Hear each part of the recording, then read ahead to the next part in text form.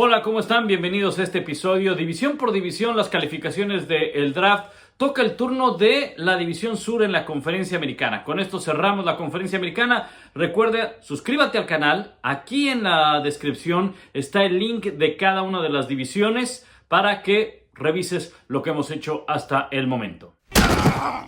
Iniciamos con Jacksonville. Jacksonville tuvo de nueva cuenta la primera selección global del pasado draft. Lo tuvo en el 2021, ahora lo tiene en el 2022. Y la gran polémica que hubo en el draft si tomaban precisamente a Trevor Walker, al jugador que acabaron seleccionando, o bien iban por Hutchinson, el jugador de la Universidad de Michigan. Muchos pensaban que la mejor opción era Hutchinson, que acabó yendo con el equipo de Detroit.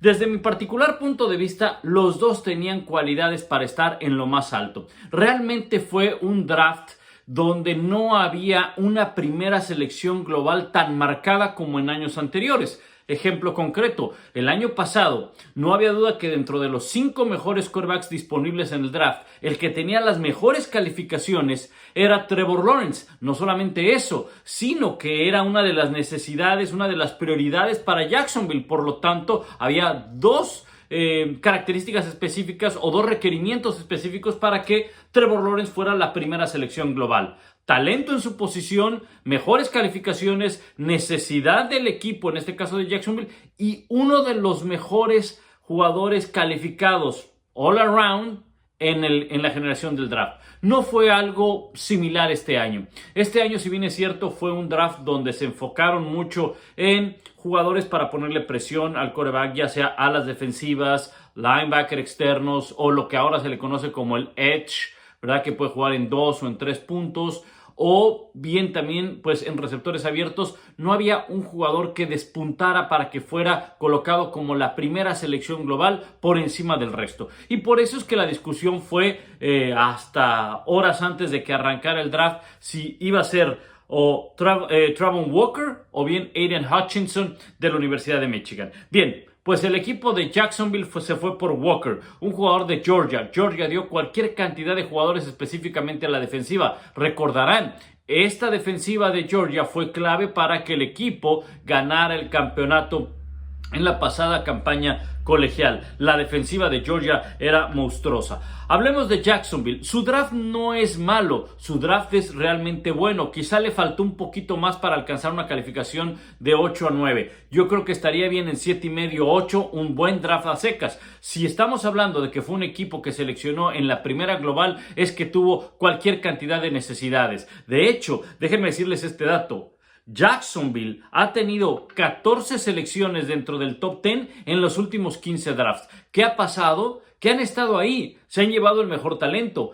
Quizá no han hecho las mejores decisiones, no solamente en cuanto a reclutar jugadores, sino en cuanto también a las decisiones arriba, en cuanto al entrenador en jefe. Prueba de ello fue lo que hicieron el año pasado al despedir a su entrenador en jefe antes de que terminara la temporada regular. Ahora llega Doug Peterson como un entrenador que tiene esta experiencia de haber levantado a Filadelfia, de haberlo puesto hasta el Super Bowl sin su quarterback titular, porque la historia la conocemos. Independientemente de lo que ocurrió con Doug Peterson en su última temporada cuando fue entrenador en jefe de Filadelfia. Ahora, el draft se enfocó básicamente del lado defensivo. ¿Por qué? Porque Jacksonville apostó por la agencia libre, firmó como jugador franquicia Cam Robinson, su tackle ofensivo, es decir, se armó del lado ofensivo. No olvidar que Travis Etienne, el corredor de Clemson, quien fuera compañero de Trevor Lawrence, se lesionó antes de que iniciara la temporada. Así que del lado ofensivo prácticamente están armados o aparentemente están armados. Por eso es que su draft fue un poquito más enfocado hacia la defensiva.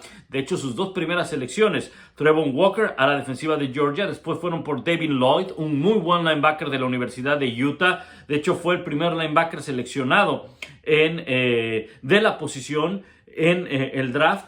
Y después fueron por Luke Fortner, centro de Kentucky. Tercera ronda, no tuvieron selección en la segunda. Jacksonville aprovechó que tenía 2 selecciones en la primera ronda y sobre todo 2 dentro de las primeras 27. Seleccionó al inicio y casi al final de la primera ronda y lo hizo bastante bien. Después se fue por un linebacker, Chad Muma de Wyoming, y reforzó con otros 2 esquineros. Jacksonville es un equipo del cual, bueno, difícilmente estará peleando postemporada. Forma parte de una división muy débil porque ellos se encargan de hacer esa división débil junto con Houston. Bueno, pues es un equipo del cual tratará de salir de esos últimos lugares de la NFL. Talento joven hay, talento joven, pero de nueva cuenta viene un cambio de entrenador, viene un sistema nuevo para Trevor Lawrence, que no hay duda que tiene la capacidad y las cualidades. El tema es la continuidad en los altos mandos, en los coordinadores, en el entrenador en jefe, y ahí es donde quizá pueda llegar a tener problemas Trevor Lawrence una campaña más por adecuarse a un sistema. Sin embargo, hay que darle el beneficio de la duda. Doug Peterson fue un magnífico entrenador con Filadelfia y habrá que esperar cómo le va ahora con Jacksonville.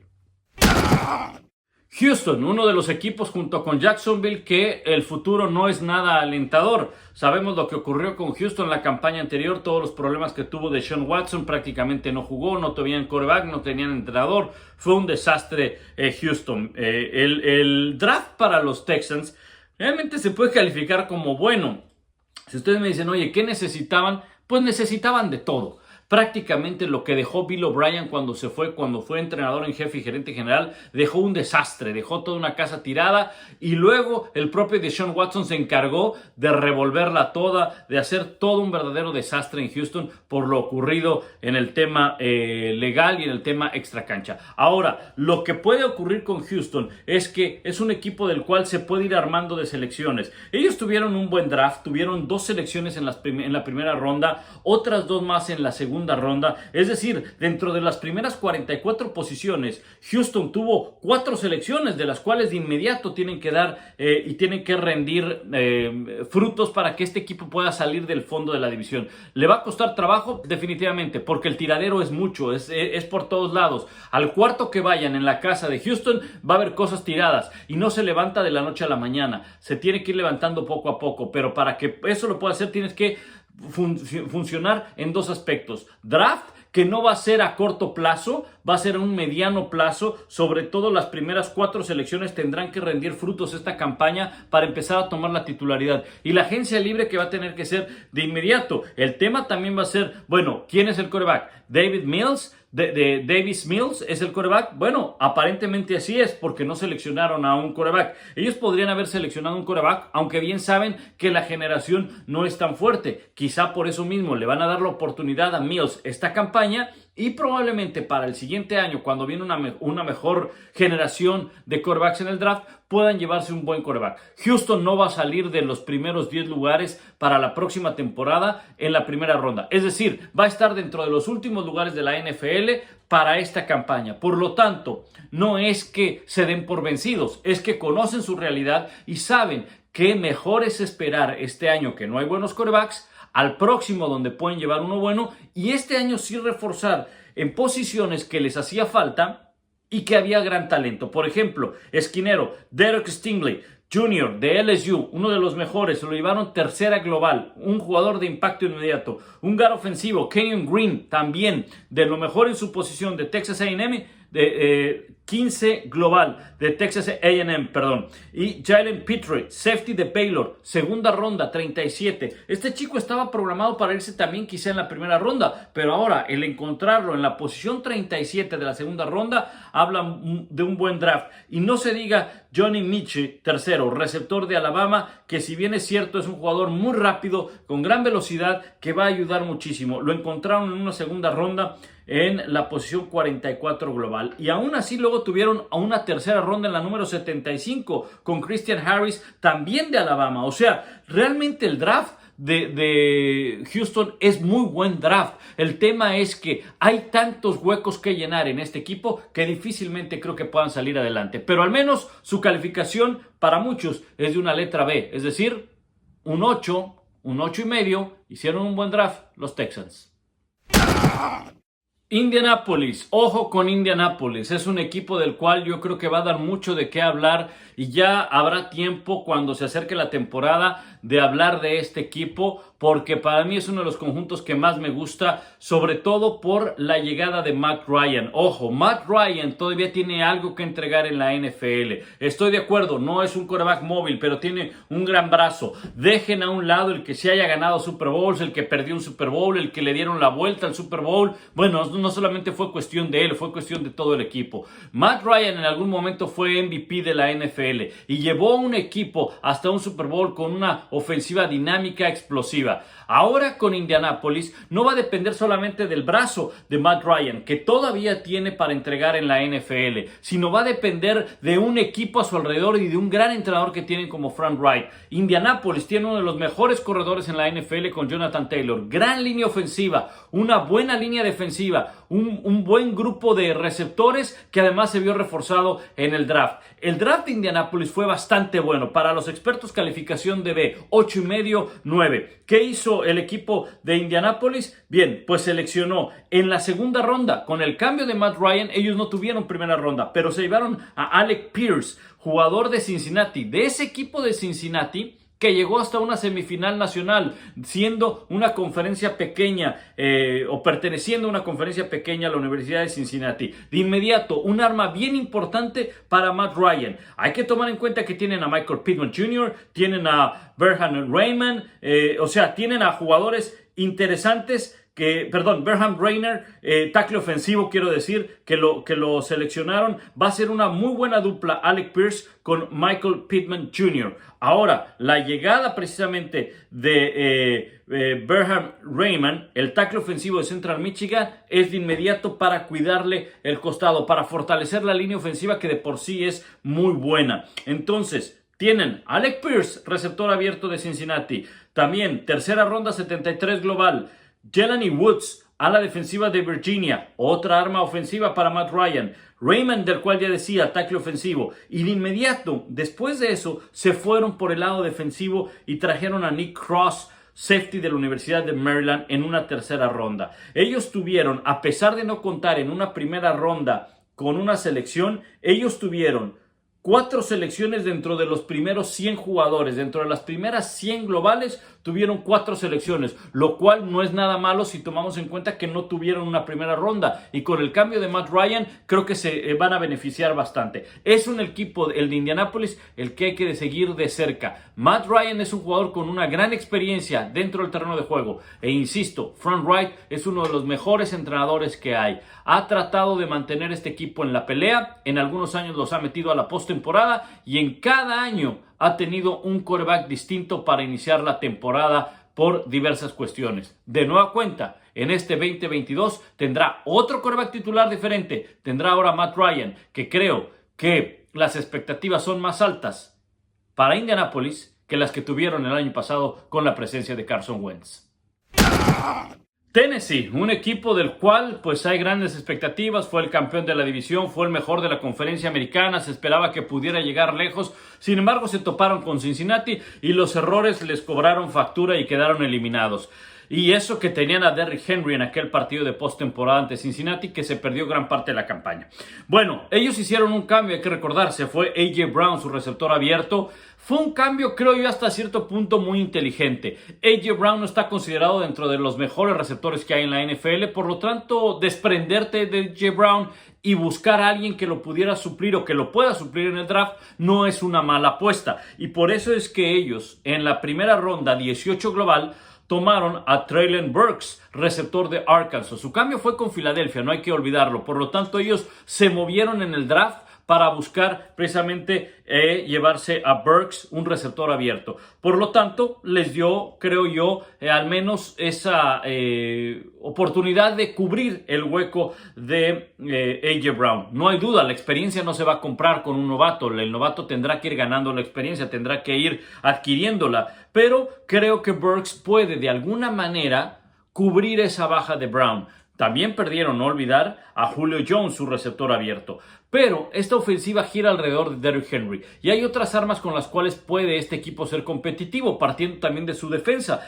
En el draft seleccionaron segunda ronda 35 global a Roger McCready, esquinero de Auburn. Un gran esquinero con una gran capacidad para la cobertura hombre a hombre y bueno para precisamente defender el pase. Después se fueron por un tackle ofensivo, Nicholas Petty-Ferry de Ohio State, y después vino la situación de Malik Willis, un quarterback de la Universidad de Liberty, seleccionado en la tercera ronda 86 global. Ustedes recordarán, Malik Willis estaba dentro de los candidatos a ser el primer quarterback seleccionado en el draft. Muchos pensaban que iba a estar por arriba de Kyler Pickett. Muchos pensaban que era la adición perfecta para los Steelers el llevarse a Willis. Cayó hasta la tercera ronda Willis. Fue una sorpresa porque muchos pensábamos que sí iba a ir en una primera, probablemente en una segunda, pero no hasta la tercera ronda.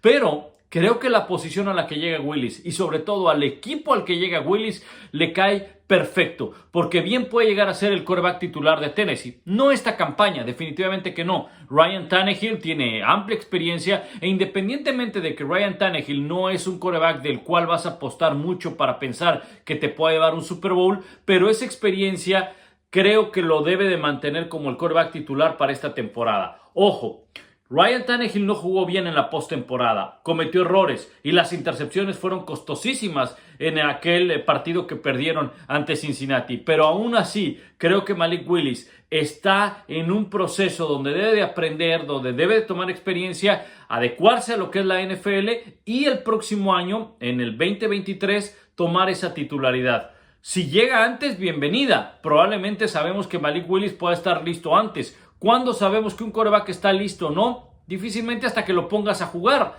Y la única manera, creo yo, de que Malik Willis pueda jugar es que o Ryan Tannehill esté de plano muy, muy mal o desafortunadamente presente una lesión. Lo que es un hecho es que Willis no será el responsable de llevar este equipo a un segundo nivel. Va a depender mucho de la defensa y de Derrick Henry. En algún momento la responsabilidad le caerá a Malik Willis cuando sea el quarterback titular de planta con el equipo. Lo que sí veo con Malik Willis es un jugador que tiene gran personalidad, gran trabajo y ética de trabajo. Un jugador que estuvo en Auburn, que no jugaba y que quería jugar y se fue a Liberty, sin importar que fuera una universidad que no está en la primera división. Un hombre que tiene gran potencia, gran físico, gran movilidad, buen brazo. Es decir, ¿es el quarterback a futuro en Tennessee? Definitivamente. ¿Será el quarterback en esta temporada? No lo creo.